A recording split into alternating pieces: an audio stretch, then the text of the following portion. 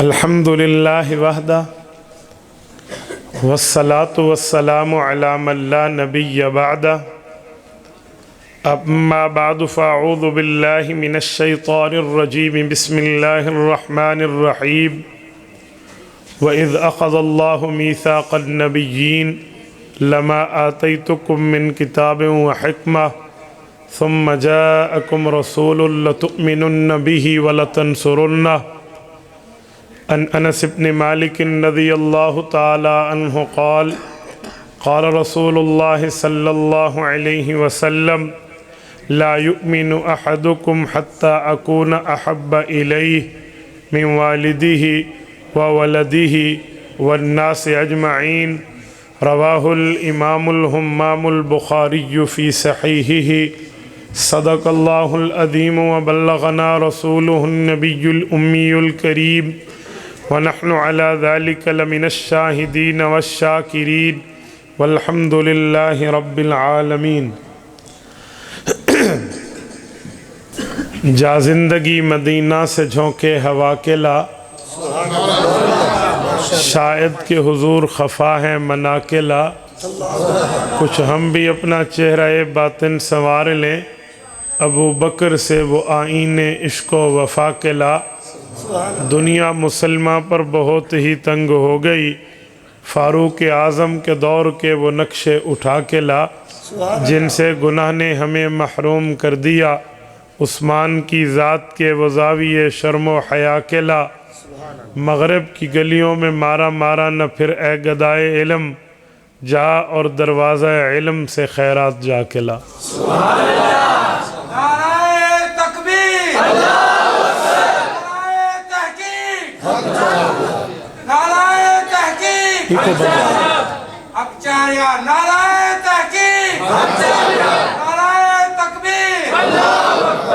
پانی رکھیں، ڈبلنگ نہ ہو، بالکل سادہ ہو، بالکل سادہ۔ معزز دوستو، قرآن اور صاحب قرآن کانفرنس کے عنوان سے معنون آج کے پروگرام 22 نومبر 2020 بروز اتوار آپ کے جامعہ محمودیہ یونین کونسل مانگا منڈی ضلع لاہور میں چند گزارشات آپ کی خدمت میں پیش کروں گا۔ توجہ میری طرف رکھیں، میری آنکھوں میں آنکھیں ڈال کر بات سنیں تو انشاءاللہ آپ کا وقت ضائع نہیں ہوگا۔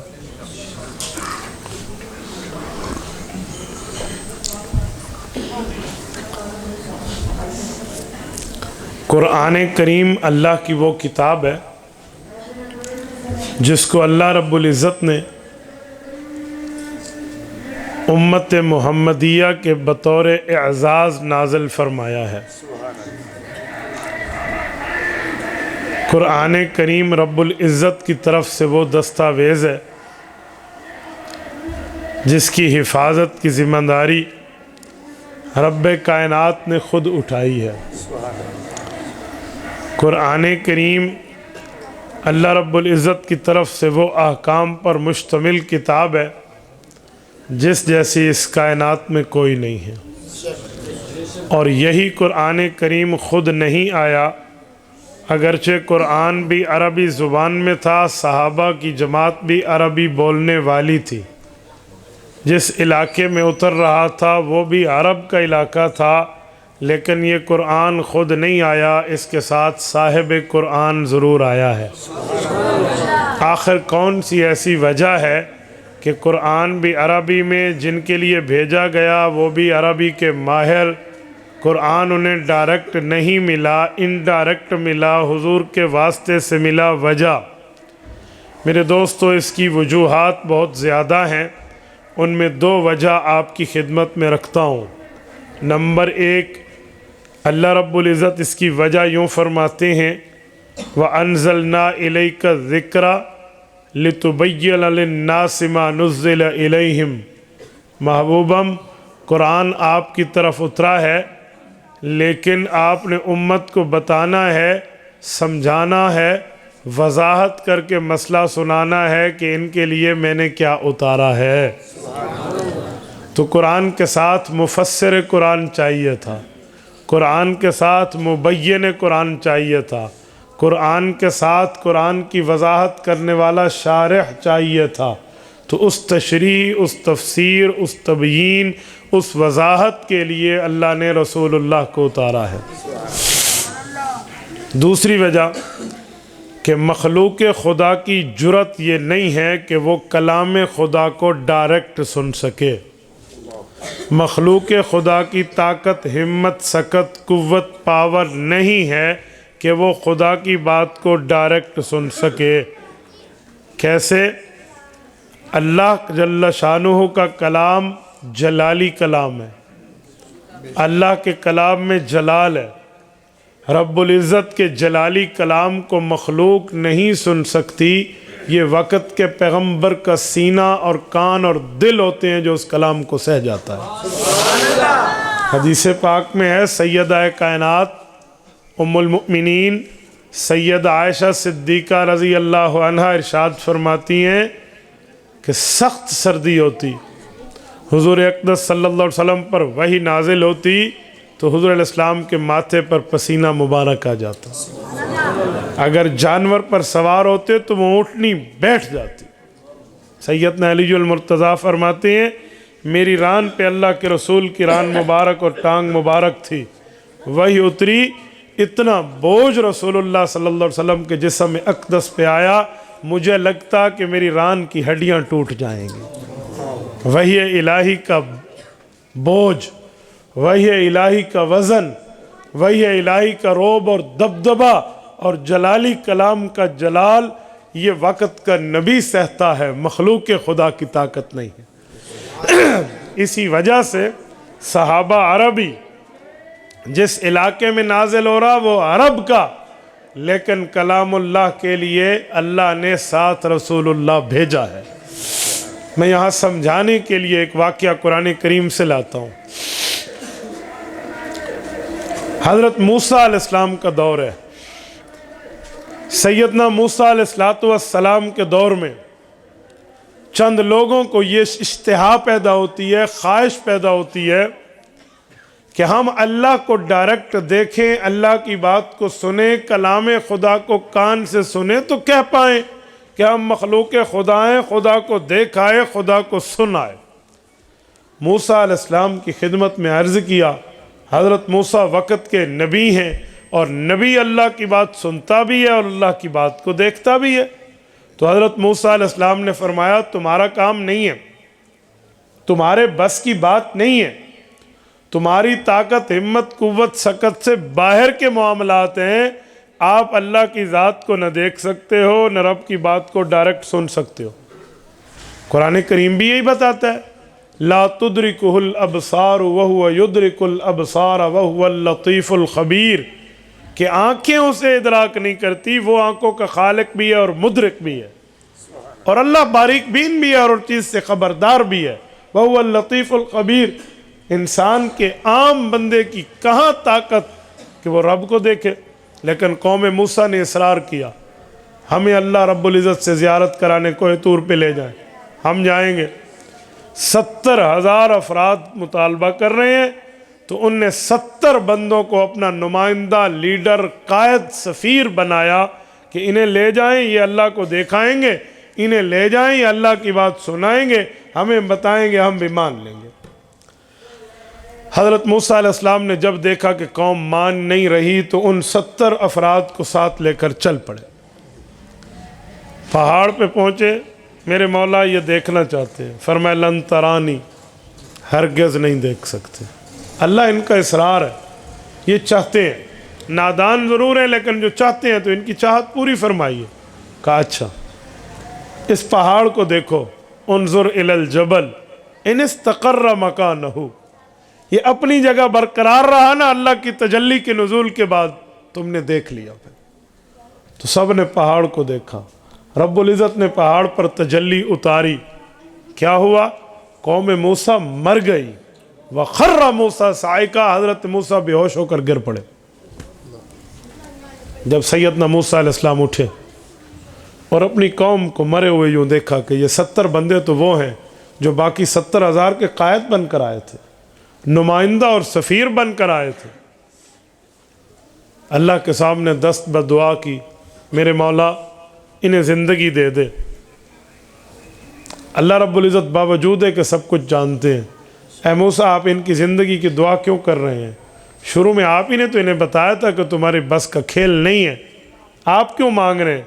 میرے مولا میں جانتا ہوں ان کے بس کا کھیل نہیں تھا، یہ نادان ضرور تھے لیکن اب انہیں سبق مل چکا ہوگا۔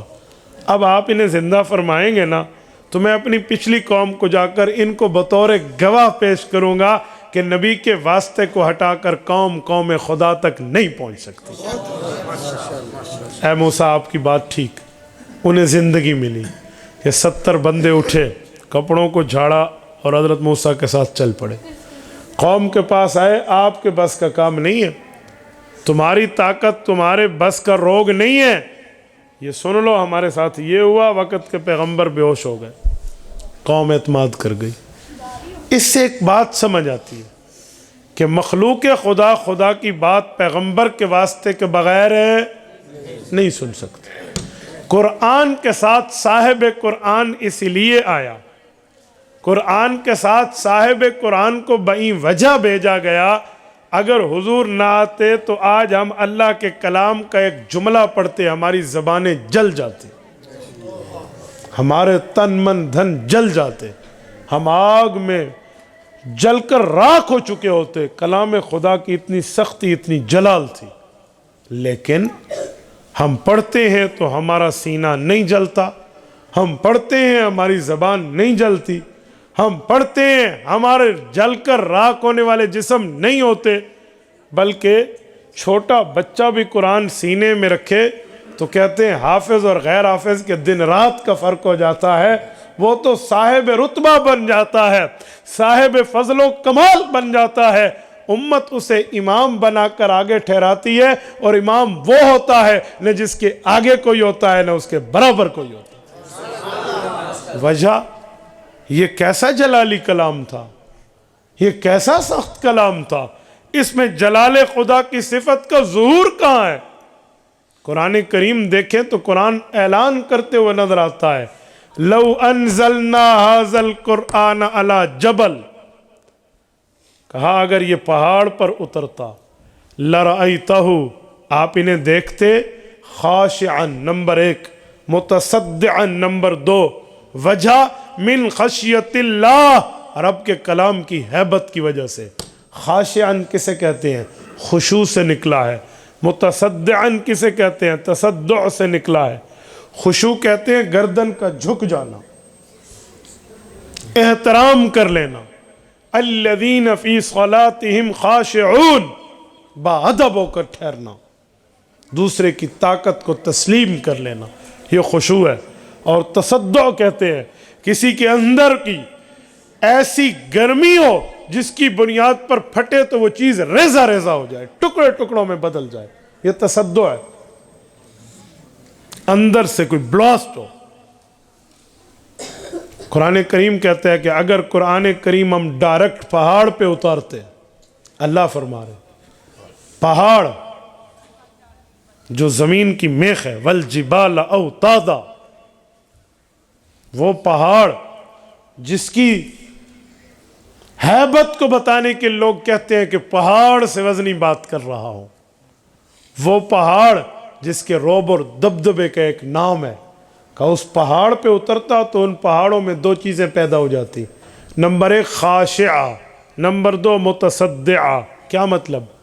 پہاڑ پہ قرآن آتا تو قرآنی روب اور دبدبے، کلام خدا کی ہیبت و جلال کی وجہ سے پہاڑ اس کا بوجھ نہ اٹھا سکتا، گویا اس کا گردن ٹوٹ جاتی، جھک جاتی کہ میری طاقت کی بات نہیں ہے، پہاڑ اپنی طاقت پہ عاجز آ جاتا۔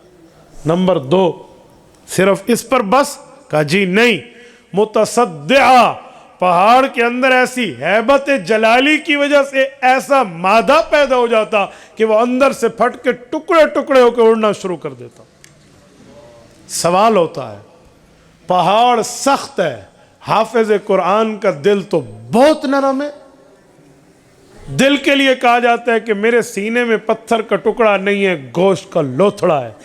دل کی نرمی، دل کی بالکل کیفیت باریک بینی بیان کرنے کے لیے اس کی نرمیت، نرماہٹ، اس کا پتلا پن بیان کرنے کے لیے، اس کی کمزوری بیان کرنے کے لیے کہتے ہیں بھی گوشت کا لوتھڑا ہے، یہ دل تو ہارٹ اٹیک نہیں ہوتا، اس دل کو تکلیف تو نہیں ہوتی، پہاڑ ٹوٹتا دل نہیں ٹوٹتا، پہاڑ ریزہ ریزہ ہوتا دل کو تو کچھ نہیں ہوتا، حفظ قرآن سے تو اور قوت مل جاتی ہے۔ وجہ اس قرآن کے ساتھ صاحب قرآن آیا ہے۔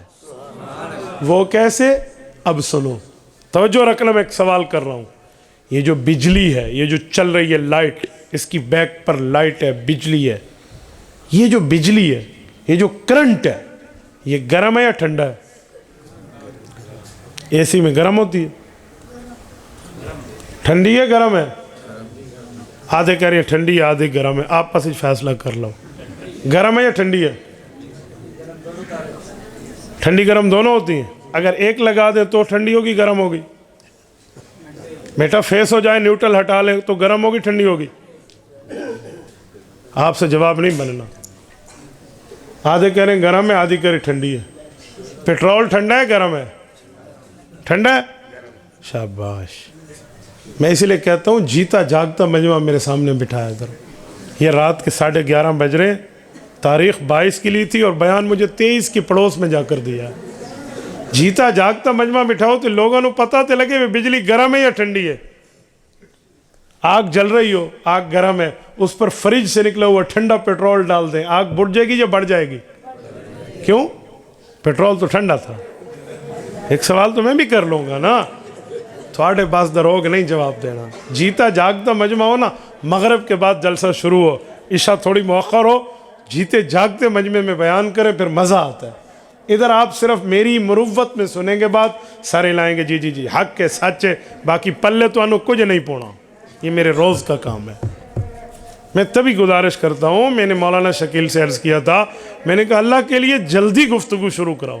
یقین مانے میں تو یہاں 9:45 بجے پہنچ گیا تھا، 9:45 سے 11 سوا گھنٹے میں مجھے بھی تو نیند آنے لگے گی نا، مجھے بتائیں میں کیسے گفتگو کر پاؤں گا؟ تو اسی لیے آئندہ اگر کوشش ہو نا میرے اوپر تھوڑا احسان کرنا، جلدی اور جیتے جاگتے مجمع میں بات کرانا۔ میں کوئی جو ہے نا کیا کہتے ہیں طرز میں کوئی لوریاں نہیں دینے تو انو سو جاؤ اللہ یہ نہیں کرنا میں نے آپ کے ساتھ، ٹھیک ہے؟ میں نے آپ کو نقطہ سمجھانا ہے، دلیل سمجھانا ہے، پروف سمجھانا ہے، ایویڈنس دینا ہے، تو اس کے لیے جیتا جاگتا دماغ چاہیے۔ مولوی صاحب ناراض نہ ہو، میں اپنی ریکویسٹ پیش کر رہا ہوں۔ اب سنیں، بجلی گرم ہے، ٹھنڈی نہیں ہے، میں دلیل دیتا ہوں۔ ہیٹر چلائیں اور اے سی چلائیں، ہیٹر میں بجلی گرم ہے، خالی کرنٹ کو ہاتھ لگائیں بندہ جل جاتا ہے، برف نہیں بنتی، اس سے پتہ چلا بجلی گرم ہے۔ اے سی میں ٹھنڈی کیوں ہے؟ فریج میں ٹھنڈی کیوں ہے؟ فریزر میں ٹھنڈی کیوں ہے؟ اس کی ایک ریزن ہے، وجہ ہے، سبب ہے، بنیاد ہے۔ وہ کیا ہے؟ اس میں کمپریسر لگا ہوا ہے، وہ کمپریسر کی مشین اس گرمی کو نرمی میں بدل دیتی ہے، اس گرمی کو ٹھنڈک میں بدل دیتی ہے۔ بجلی گرم ہے، کیوں؟ جب بندے کو لگتی ہے تو اس کے جسم سے آگ کے شعلے نکلتے ہیں، برف کے بلاک نہیں نکلتے۔ اس سے پتہ چلا بجلی گرم ہے، ٹھنڈی نہیں ہے۔ تو جب بجلی گرم ہے، یہ گرم بجلی، فریج میں ٹھنڈی کیوں ہے؟ اس میں کمپریسر لگا ہے۔ اے سی میں ٹھنڈی کیوں ہے؟ اس میں کولنگ چل رہی ہے، تب ٹھنڈی ہے۔ اب سنیں ذرا، کلام خدا جب آیا، قرآن جب اترا، وہ پہاڑ پہ اترتا تو ریزہ ریزہ ہو جاتا، وہ پہاڑ پہ نازل ہوتا تو ٹکڑوں میں بدل دیتا۔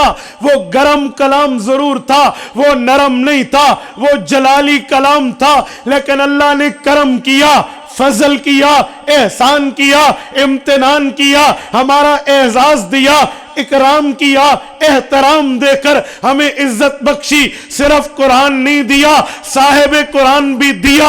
نزل علی قلب محمد، حضور پاک کے دل پر پہلے قرآن آیا، پھر حضور کے دل سے امت کو ملا، حضور کے دل پہ اترا، دل کے ذریعے صحابہ تک پہنچا، سینہ اقدس میں آیا، وہاں سے صفحہ کرتاس پہ آیا، حضور پاک کے قلب اطہر پہ آیا، وہاں سے لوگوں کے پاس آیا، پتہ چلا قرآن قرآن ڈائریکٹ نہیں آیا، قرآن انڈائریکٹ آیا ہے، قرآن بلا واسطہ نہیں آیا، قرآن بواسطہ آیا ہے، قرآن ڈائریکٹ نہیں ہے، حضور کے سینے سے ہو کر آیا ہے۔ اور میرے پاک پیغمبر وہ ہیں جو جلالی نہیں ہے، حضور جمالی ہے، پیغمبر کی صفت جمالی ہے۔ منتقم لنفسہ فی حیات القل، علماء نے لکھا ہے پیغمبر علیہ السلام دین میں تو سخت تھے، لیکن اپنی ذات کے بارے میں جب پرسنل میٹر ہوتا، ذاتی معاملہ ہوتا، تو ذاتی معاملے میں کبھی پیغمبر نے اپنی طرف سے بدلہ نہیں لیا تھا۔ پیغمبر رحمت اخلاقی اخلاق، پیاری پیار، محبتی محبت، تعلق یگانگت تھی حضور پاک علیہ السلام میں۔ تو پیغمبر کا سینہ نرم سینہ، پیغمبر کا سینہ ٹھنڈا سینہ، پیغمبر کا سینہ جمال والا، کلام الہی جلال والا۔ جب جلالی کلام جمالی سینے سے گزرا، گویا اس سینے مبارک نے کمپریسر سے بڑھ کے کام کیا ہے، اس سینے نے اس مشین سے بڑھ کے کام کیا ہے۔ جو جلالی خدا کا کلام جلال والا تھا، حرارت والا تھا، گرمی والا تھا، پیغمبر کے سینے سے گزرا، وہ نرمی میں بدلا، جلال جمال میں بدلا، حرارت برودت میں بدلی۔ آج ہم پڑھتے ہیں، ہمیں تکلیف نہیں ہوتی، راحت ہوتی ہے۔ وجہ رسول اللہ کی ذات اقدس ہے۔ یہ قرآن کے ساتھ صاحب قرآن ہے۔ اگر قرآن کے ساتھ صاحب قرآن نہ ہوتے تو کبھی ہم تک قرآن نہ آتا۔ ہم بسم اللہ الرحمن الرحیم کہتے اور آگ کا شعلہ آتا۔ ہم قرآن کریم پڑھتے، اَمَّ يَتَسَاءَلُونَ عَنِ النَّبَإِ الْعَظِيمِ الَّذِي هُمْ فِيهِ مُخْتَلِفُونَ۔ ایک جملہ نہ کہتا، بندہ جل کے راکھ ہو جاتا، کوئلہ بن جاتا۔ وجہ وہ تو جلالی کلام تھا۔ بابا سن نہ سکے، 70 بندے مر گئے، وقت کا پیغمبر بے ہوش ہو گیا، یہاں سننا کیا، پڑھ نہ سکتا، بندہ جل جاتا۔ لیکن جلتا نہیں ہے، قرآن سے سینہ ٹھنڈا ہوتا ہے، قرآن سے ایمان بڑھتا ہے۔ وَإِذَا تُلِيَتْ عَلَيْهِمْ آيَاتُنَا زَادَتْهُمْ ایمانا۔ قرآن کریم کہتا ہے میرے پاک کلام کی شان یہ ہے، جب یہ مؤمنین پہ پڑھا جاتا ہے، ان کی ایمانی کیفیت، ذو ایمان، ایمان کی روشنی بڑھ جاتی ہے۔ وجہ ڈائریکٹ نہیں آیا، قرآن صاحب قرآن کے سینے سے آیا ہے۔ ہمارے پاک پیغمبر نے دکھ، درد، تکلیف برداشت کی ہے، ایسے نہیں ہے۔ کلام الہی اترا تو حضور پاک نے کوئی دکھ نہیں برداشت کیے۔ مسند احمد کی روایت ہے، سیدنا ابو بکر صدیق رضی اللہ عنہ ارشاد فرماتے ہیں، اللہ کے رسول نے فرمایا شیبتنی ہود و اخواتہا۔ ابو بکر، قرآن کریم کی یہ صورتیں، سورت ہود اور اس جیسی، جس میں تذکیر بھی ہے اور قیامت کی باتیں بھی ہیں اور آخرت کے احوال بھی ہیں۔ خبر ما بینکم حکم ما، خبر ما قبلکم و حکم ما بینکم، تمام اس میں موجود ہیں۔ کہا ابو بکر یہ صورتیں اتری ہیں اور اس نے آپ کے نبی کو بوڑھا کر دیا ہے۔ شیبتنی ہود و اخواتہا، اس سے پتہ چلا رسول اقدس صلی اللہ علیہ وسلم نے بوجھ اٹھایا ہے، یہ تکلیف برداشت کی ہے، اس وزن کو اٹھایا ہے۔ وزن کیسا تھا؟ الذی انقض ظہرک، اللہ فرماتے ہیں جس نے آپ کی کمر کو بوجھدار بنا دیا تھا۔ لیکن ورفعنا لک ذکرک، ہم نے آپ کے ذکر کو بلند کیا۔ ان مع العسر یسرا، ہاں تکلیف کے ساتھ آسانی، فإن مع العسر یسرا، یقیناً تکلیف کے ساتھ آسانی۔ پتہ چلا ایک تکلیف دو آسانیوں کے درمیان ہو کر آتی ہے۔ اگر کبھی تکلیف ملے تو اس سے پہلے بھی راحت، اس کے بعد بھی راحت آتی ہے۔ کبھی اللہ یوں تکلیف نہیں دے کہ وہ بغیر راحت کے ہو۔ پیغمبر علیہ السلام نے یہ تکلیف برداشت کی ہے ہم تک کلام خدا دینے کے لیے۔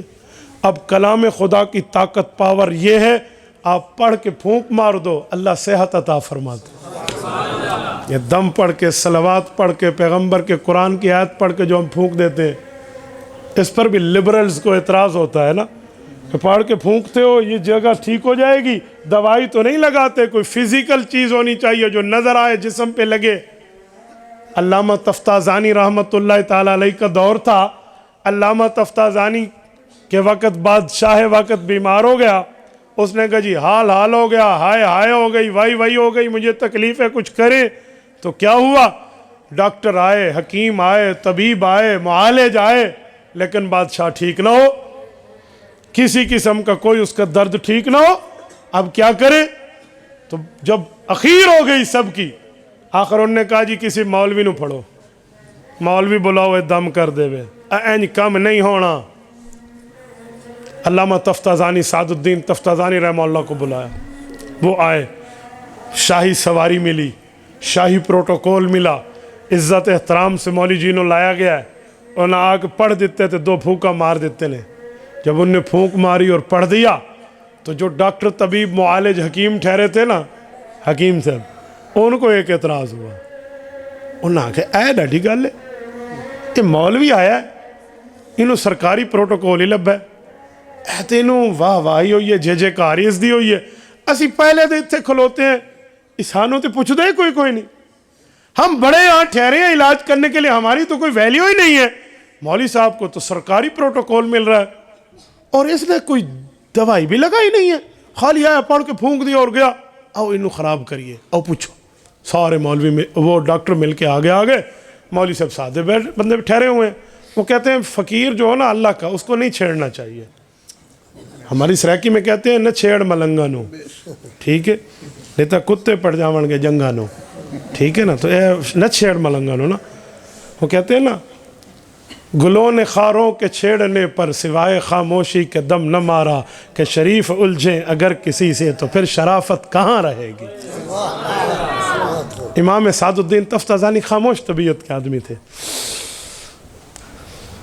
یہ آ گئے، انہوں نے کہا مولوی صاحب آپ نے لگایا بھی کچھ نہیں ہے، ایسے آئے، پھونک ماری، اپنی فیس جیب میں ڈالی اور آپ جا رہے ہیں، کچھ لگاتے، کچھ پتہ آتا چلتا، کچھ دوائی لگائیے، خالی بات کر کے پھونک دینے سے کوئی ٹھیک ہو جاتا ہے بندہ؟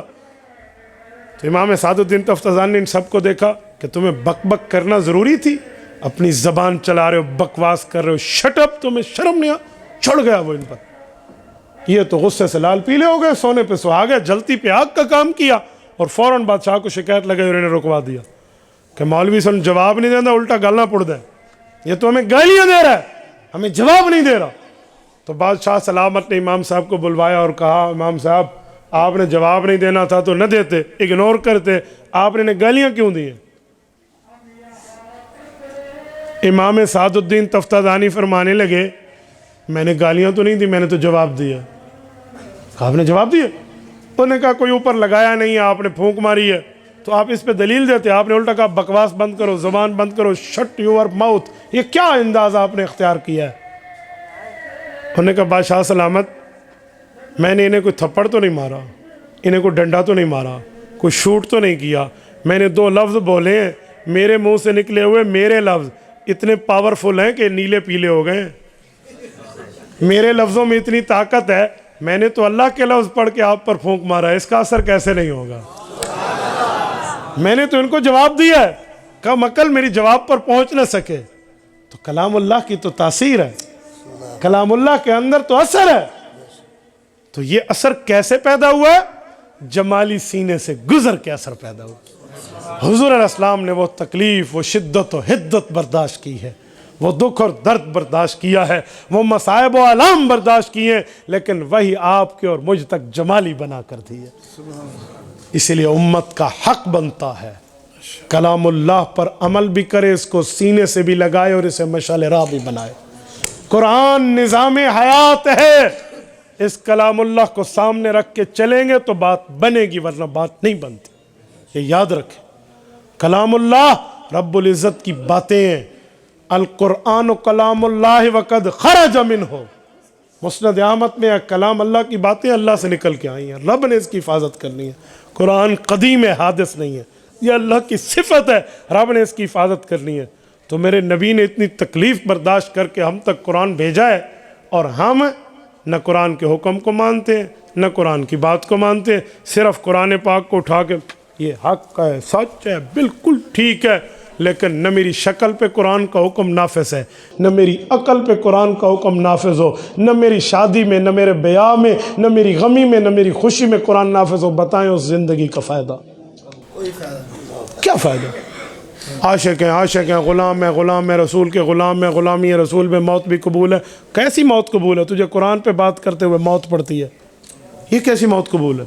احکام قرآنی پر شادی میں گانا بجانا شروع ہے، ڈھول ڈھمک کے شروع ہے، ڈھم کے شروع ہے، اور کیا سے کیا چیزیں شروع ہیں، اس پر کوئی نہیں دیکھتا۔ ایک بندہ مجھے کہنے لگا شادی میں تو گانا بجانا جائز ہے نا، حدیث میں ہے۔ میں نے کہا گلاس سے چھوٹا پانی اٹھا کر نہ اس میں ڈوب مرو، تمہیں کس نے کہا گانا بجانا حدیث پاک میں؟ میں کہ پتر جڑی حدیث دی گل تو کر دو، میں پڑھی بھی ہے تے پڑھائی بھی ہے، انہوں پورا پڑھ۔ کون سی حدیث ہے؟ پیش کریں نا ذرا۔ حضور علیہ السلام بیٹھے تھے اور شادی میں کچھ عورتوں نے گانا گایا تھا۔ میں نے کہا شرم نہیں آتی آپ کو؟ حضور بیٹھے تھے اور شادی میں نظم پڑھی تھی نابالغ بچیوں نے، اور دف بجایا تھا، ڈھول نہیں۔ تجھے دف اور ڈھول کا فرق نہیں آتا اور فتوے دیتا پھر رہا ہے جی شادی میں گانا جائز ہے۔ دف جس نے پوری زندگی آنکھوں میں نہیں دیکھا، آپ کبھی نیٹ پہ سرچ کر کے سعودیہ کا دف دیکھ لیں اور پاکستان کا ڈھول دیکھ لیں، زمین آسمان کا فرق ہے۔ دف کا ایک طرف چمڑا ہوتا ہے، دوسری طرف برتن ہوتا ہے، اور ڈھول کے دونوں طرف چمڑا ہوتا ہے۔ اور نابالغ بچیوں نے ایک شادی میں بجایا تھا۔ حضور علیہ الصلوۃ والسلام سیدہ عفراء بنت معوذ کی شادی میں گئے تھے رضی اللہ عنہما۔ ان کے والد جنگ بدر میں ابو جہل کے قاتل تھے اور شہید ہو گئے تھے، حضرت معوذ۔ اور یہ بھی جھوٹ مشہور ہے کہ وہ بالکل معصوم بچے تھے جن نے ابو جہل کو مارا تھا۔ وہ سادے بندے جس نے ابو جہل کو مارا، اس کی بیٹی کے نکاح اللہ کے رسول نے پڑھایا، وہ ایک بیٹی کا والد تھا۔ ہاں یہ ہے کہ ان کی داڑھی ابھی آ رہی تھی، چھوٹے تھے، یوں نہیں ہے کہ معصوم بچے تھے۔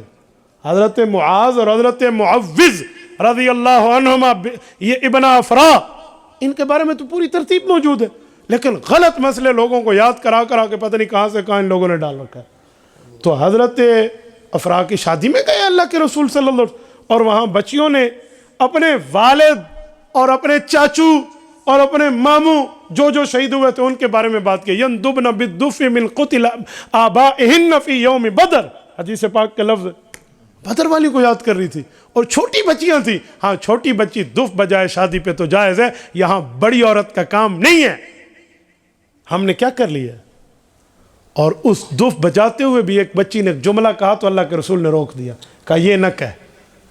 شریعت کے خلاف ایک جملہ آیا کہ فینا نبی یعلم ما فی غد، ہم میں وہ نبی موجود ہے جو کل کی خبر بھی جانتے ہیں۔ حضور نے فرمایا دائی آزی وقولی کما کنتی تقولین، کہا یہ چھوڑ دے باقی جملہ کہے۔ اللہ کے رسول نے اتنا چیک اینڈ بیلنس رکھا ہے، اتنی پوچھ گچھ رکھی ہے، اور ہم آزادی دے دیتے ہیں شادیوں میں، نہ کوئی پتہ نہ کوئی عطا۔ شادی 6 چیزوں کا نام ہے شریعت میں، 6 چیزوں کا نام ہے۔ 7ویں چیز شریعت میں آپ مجھے دکھا دیں، میں آپ کے ہاتھ چوم لوں گا۔ شادی میں 2 فرض ہیں، ایک واجب ہے، 3 سنتیں ہیں۔ پہلا فرض ہے ایجاب اور قبول، آفر اور ایکسیپٹ، میں بچی دے رہا ہوں جی، میں لے رہا ہوں، یہ پہلا فرض ہے، اس کے بغیر نکاح نہیں ہوتا۔ نمبر 2، کم از کم 2 مسلمان گواہ فرض ہیں، اس کے بغیر نکاح نہیں ہوتا۔ نمبر 3، حق مار واجب ہے۔ سورۃ نمبر 33 سورۃ احزاب پارہ نمبر 23، اللہ فرماتے قد علمنا ما فرضنا علیہم فی ازواجہم، اللہ پاک فرماتے میں نے خود حق مار طے کیا ہے۔ وہ کتنا؟ حضرت جابر کی روایت ہے لا مہر لا اقل من 10 دراہم، کم از کم 10 درہم جو آج کے دور کے 5000 بنتے ہیں، اس سے کم نہیں ہے، اس سے زیادہ رکھے۔ کچھ لوگ سمجھتے نہیں جی 5000 ہی دینا ہے اور نہیں دینا۔ قرآن میں وَآتَيْتُمْ إِحْدَاهُنَّ قِنْطَارًا، آپ دینا چاہو تو حق مہر میں خزانہ بھی دے سکتے ہو، یہاں جیب پر موت پڑتی ہے دیتے ہوئے، تو یہ واجب ہے۔ اگر نہ دیا بیوی کو اور نکاح ہو گیا اور انہیں اوپر سے معاف کرا لیا تو قرآن کریم کہتا ہے یوصیکم اللہ فی اولادکم للذکر مثل حظ الانثیین، رب ان کی وصیت اور نصیحت میں بات کر رہا ہے کہ والد فوت ہو جائے تو بیٹی کا 1 حصہ اور بیٹے کے 2 حصے، کب؟ من بعد وصیت یوصی بہا او دین، پہلے وصیت بھی پوری کریں گے اور قرضہ بھی نکالیں گے جس میں حق مہر بھی شامل ہے۔ جب یہ بیوی کو دے دیا جائے گا پھر وراثت تقسیم ہوگی، یہ حق مہر واجب ہے۔ 3 سنتیں ہیں۔ نمبر 1 سنت خطبہ نکاح سنت ہے۔ نمبر 2 سنت، آپ علیہ السلام کی عادت مبارکہ تھی، 7 چھوارے رکھتے تھے اور چھوارے اٹھا کر لوگوں پہ ایسے آرام سے پھینک دیتے، یوں نہ پھینکتے کسی کی آنکھ میں لگے، پیار سے ایسے پھینک دیتے جس کو جو ملے جی کھا لو۔ تو نمبر 3 دعوت ولیمہ، اور ولیمہ بھی شب زفاف کے بعد، ولیمہ بھی بیوی کے خاوند کے گھر میں آ جانے اور رات گزارنے کے بعد، آج کل بیوی ابھی آئی نہیں ہوتی اور ابھی نکاح میں لا رہے ہوتے ہیں جی ہم نے تو ہال بک کرانا ہے نا، تو اب دوسرے دن ڈبل فیس پڑ جائے گی، لہٰذا رات کو ہی ولیمہ کر دو۔ یہ ولیمہ نہیں ہے، یہ صدقہ ہے۔ آپ لوگوں کو ویسے ہی دعوت کھلا رہے ہو، یہ ٹی پارٹی ہے آپ کی، کوئی ایٹنگ میٹنگ پارٹی ہے، کوئی کھانے پانے پینے کا معاملہ ہے، ولیمہ نہیں ہے۔ ولیمہ دوسرے دن ہوتا ہے۔ تو 2 فرض ہے، 1 واجب ہے، 3 اور 3 سنت ہیں، 3 جمع 3 6، 7ویں چیز تو شادی میں ہے نہیں۔ ہم نے کیا ایران توران کی اپنی باتیں نکال رکھی ہیں؟ تو میں نے کہا قرآن اور صاحب قرآن کی بات ہے تو ہم یہ احکامات اپنے ہاں داخل نہیں کرتے، اپنے اس پہ کوئی معمول بیان نہیں ہے۔ تو فائدہ ہمیں قرآن کریم کی شان سننے سنانے کا۔ آج ہم اس نہج پر آ چکے ہیں کہ ہم کلام اللہ کو چومنے پہ تیار ہیں، کلام اللہ کو نائے سے نایا غلاف پہنانے پہ تیار ہیں، کلام اللہ کو گھر میں اونچا اونچا رکھنے الماری پہ تیار ہیں، پورا سال نہیں کھولیں گے، اور اپنی جو ہے نا کیا کہتے ہیں موبائلز اور اپنی آئی ڈیز اور اپنی چیزیں روزانہ دن میں 100 دفعہ کھولیں گے۔ قرآن تب کھلے گا جب گھر میں نعوذ باللہ کوئی مر جائے گا، اس دن ٹوپی پا کے اگلی صف مولوی پیچھے اللہ اکبر، جیسے عام دنوں میں اس پر نماز فرض ہی نہ ہو۔ تو یہ ہم اس نہج پر پہنچ چکے ہیں جس نہج پر ہماری ضلالت کی ابتدا اور انتہا ہو چکی ہے۔ میرے دوستو، تو عظمت قرآن کا پیغام یہ ہے، قرآن اور صاحب قرآن کانفرنس کا پیغام یہ ہے کہ ہم قرآن کریم کو اپنی شادی، اپنی خوشی، اپنی غمی میں قرآن کو سامنے رکھ کے آگے چلیں۔ چلنا چاہیے نہیں چلنا چاہیے؟ آج کل لوگ دوسرے کی زمین پہ قبضہ کرتے ہیں اور جج کو رشوت دے کر یا وکیل کو رشوت دے کر اپنے حق میں فیصلہ لے لیتے ہیں، اور پھر کہتے ہیں عدالتی فیصلہ تو میرے حق چ آ گیا۔ اگر آپ نے عدالت کے سامنے جھوٹ بول کے، رشوت خوری کر کے، وکیل کے معاملات سامنے رکھ کے اپنے نام پہ جھوٹی الاٹمنٹ کرا بھی لی ہے تو وہ تیرا حق پھر بھی نہیں ہے۔ اللہ کے رسول نے فرمایا من اخذ شبرا من الارض بغیر حق یطوق اللہ یوم القیامت 7 اراضین، جس نے کسی ایک بندے کی ایک بالشت زمین، ایک بالشت، ایک قلعے کی بات، ایک کنال کی بات نہیں کر رہا، ایک بالشت زمین بغیر کسی حق کے کھینچ لی تو قیامت کے دن رب 7 زمینوں کو طوق پہنا دیں گے گلے کے اندر۔ ہم بیٹھے ہوئے ہیں خالی خوش ہو کے جی میرے حق میں فیصلہ آ گیا۔ کیسا فیصلہ ہے؟ 2 نمبری کر کے میں نے خود کیا، کان کو میں ادھر سے پکڑوں یا ادھر سے پکڑوں، بات وہی ہے، میرا دل منصف ہے، ادھر والا مفتی مجھے اندر والا خود کہہ رہا ہے تو مکالا مل ہے، غلط کیتے ہے، تو پھر بھی میں بیٹھا ہوا ہوں ڈٹ کے۔ موت نہیں آنی، قبر میں نہیں جانا، اکیلی قبر میں نہیں جانا یا کوئی ساتھ لے کر جانے۔ مجھے زکام ہے نا، میں یہ انہیلر استعمال کر رہا ہوں، سونگ رہا ہوں۔ آج صبح میں بھائی شہباز سے کہہ رہا تھا، میں نے کہا شہباز یہ ادھر میں یوں کر کے نا ناک کھل جاتا ہے، زکام کی وجہ سے یہ سانس لینے میں آسانی ہوتی ہے۔ تو میں نے کہا ایک وقت آئے گا بندہ قبر میں ہوگا، نہ الہیرال ہوگا اور نہ کوئی سرانہ ہوگا، نہ کوئی ساتھی ہوگا، تو وہاں عمل کام آئے گا۔ عمل ہے تو ٹھیک ہے، نہیں ہے تو گیا، گل گیا ہو بندہ۔ علامہ محمد اقبال رحمہ اللہ یہی سمجھاتے ہیں، عمل سے زندگی بنتی ہے، جنت بھی جہنم بھی، یہ خاکی اپنی فطرت میں نہ نوری ہے نہ ناری۔ درد دل کے واسطے پیدا کیا انسان کو، درد دل کے واسطے پیدا کیا انسان کو، ورنہ اطاعت کے لیے کچھ کم نہ تھیں کروبیاں۔ اللہ کی اطاعت تو فرشتے کر رہے تھے، ہمیں کیوں پیدا کیا ہم دوسرے کا درد دل اپنے دل میں رکھیں؟ خدا کی قسم جس دل میں کسی دوسرے کا درد دل نہیں ہے وہ دل نہیں ہے، صرف دھڑکتا ہوا ایک گوشت کا لوتھڑا ہے جس میں دوسرے کا احساس ہی نہیں ہے۔ ہم اس دن ایک جگہ جا رہے تھے، میں ایک جگہ سے خود ڈرائیو کر رہا تھا، آ رہا تھا، ایک بازار سے میں گزرا تو ایک بلی کی چیخنے کی یوں آواز آئی جیسے وہ میری گاڑی کے ٹائر کے نیچے آئی ہو۔ میرے ساتھ میرے شاگرد ہیں طلحہ رحمان میرے ساتھ تھے، اس نے کہا استاد جی بلی نیچے تو نہیں آئی؟ میں نے فوراً بریک لگائی اور فوراً پیچھے آ کر میں نے دیکھا جگہ تو بلی نہیں تھی، کوئی چیز نیچے نہیں آئی تھی۔ وہ 2 بلے لڑ رہے تھے نا تو ان کی چیخ پر ہم پریشان ہو گئے۔ لیکن میں کیوں لوٹا؟ اسی لیے کہ جانور کبھی گاڑی کے نیچے آئے نا تو ان کو اٹھا کر ڈاکٹر کے پاس لے جانا تمہارا حق ہے، کیونکہ یہ وہ مخلوق ہے جس کے لیے ایمبولینسز نہیں آتی، جن کے لیے 1122 نہیں آتے۔ تو کچھ احساس تو ہونا چاہیے نا۔ یہ تو خدا کا کرم کچھ نیچے نہیں آیا تھا، ورنہ رات کے 1-2 بج رہے تھے اس وقت ہم کیا کرتے، کہاں جاتے؟ کوئی دیکھتا ہی نہیں ہے، پوچھتے ہی کوئی نہیں ہے۔ میں نے ایک گاڑی والے کو دیکھا، اس نے کتے کو مارا، کتا اس میں لگا، شاید کتا ہی لگا ہوگا، اس نے تو نہ مارا ہوگا، اس کا بمپر وغیرہ کوئی متاثر ہوا۔ وہ نیچے اترا تو کتا پھڑک رہا تھا بیچارہ، آدھے اس کی آنتیں باہر آ چکی تھی، اور یہ ڈرائیور صاحب پتہ کیا کہہ رہے تھے؟ یہ لانتی مخلوق اگے آ گئی، یہ میرا 10,000 کا نقصان ہو گیا۔ میں نے کہا یار اس کا تو کچھ کرو، وہ تڑپ رہا ہے، انہیں چھڑ دے ہوئے تو کتے والی موت مرنی ہے۔ یہی ہے ہمارے اندر احساس، یہی ہے، اس کے لیے پیدائش ہوئی تھی، اس کے لیے ہم اشرف المخلوقات ہیں۔ ہم نے تو شریعت کے اعمال کو اپنے لیے کوئی عمل ہی نہیں بنایا، کوئی ویلیو نہیں دی، تو رب کو کیا جواب دیں گے؟ قسم ہے خدا کی، میں اللہ کی قسم کھا کے اللہ کے گھر میں بات کر رہا ہوں، میں جلسوں میں آخر میں یہ بات ضرور کرتا ہوں جس میں ایمانی غیرت کو جھنجھوڑوں۔ آپ گھر میں جا کے کہنا مفتی صاحب آیا تھا، بڑی اچھی تقریر کی، اس کا فائدہ اگر میں آپ کو اپنا میسج کنوے نہ کر پاؤں، آپ کو اپنا درد دل بتا نہ پاؤں، آپ سے میں بات کو جھنجھوڑ کے آپ کی ایمانی غیرت کو جگا نہ پاؤں، اس جلسے کا فائدہ۔ تو میرے دوستو، خدا کے لیے کہہ رہا ہوں، اس قرآن کریم پر عمل بھی کرو اور آگے کراؤ بھی، کریں گے؟ اور اس قرآن کو خود بھی پڑھو اور آگے پڑھاؤ بھی، ورنہ لوگوں کو قرآن پڑھنا نہیں آتا۔ ایک شخص میرے سامنے باتیں بڑی کر رہا تھا، جو یہ ہے یہ ہے یہ ہے، اور علماء پر بول رہا تھا۔ کوئی بات آئی نا، وہ آیت پڑھ کے اب ہمیں سنا رہا ہے، شکر ہے اس نے پڑھی تو ہمیں سمجھ آ گیا کہ الچٹو من الڈگر، اس کو آتا جاتا کچھ نہیں ہے۔ کہنے لگا جی قرآن پاک میں اعوذ باللہ من الشیطان الرجیم۔ میں نے پھر کہا، میں نے کہا ایک منٹ ریپیٹ، اعوذ باللہ من الشیطان، کہتا نروجیم۔ میں نے کہا نروجیم نہیں ہے، نررجیم ہے۔ اچھا نررجیم ہے، میں تو کسی بیبے کو پڑھا سی، میں نے پڑھا دی سی نروجیم۔ حال یہ ہے، اپنی بچی کا نہ نکاح پڑھا سکتے ہیں، نہ اپنا جنازہ خود پڑھا سکتے ہیں، اور بندہ بیٹھا ہوا ہے ایران توران کے علماء پر باتیں کرنے پر۔ تو میرے دوستو، ان کو کچھ سمجھنا سیکھو، کچھ عمل کرنا سیکھو، کچھ معاملات میں سمجھو، ہم دنیا میں کیوں آئے ہیں، کس لیے آئے ہیں۔ جلسہ کر کے یہاں سے آپ اٹھ کے جائیں جی واہ واہ ہو گئی، نظمیں بہت اچھی ہوئی، نعت شریف بہت اچھی ہوئی، حمد باری تعالیٰ بہت اچھی پڑھی گئی، گپ شپ بہت لگی، تقریراں واہ واہ ہو گئے نے۔ ہم نے عمل کیا کیا؟ وہ 0/0 ہے، تو پیچھے فائدہ۔ میرے کہنے کا آپ کے سننے کا کیا فائدہ؟ دیکھو تاریخ بدل رہی ہے، صبح نماز میں کوئی نہ اٹھ کے آیا تو اس جلسے کا فائدہ۔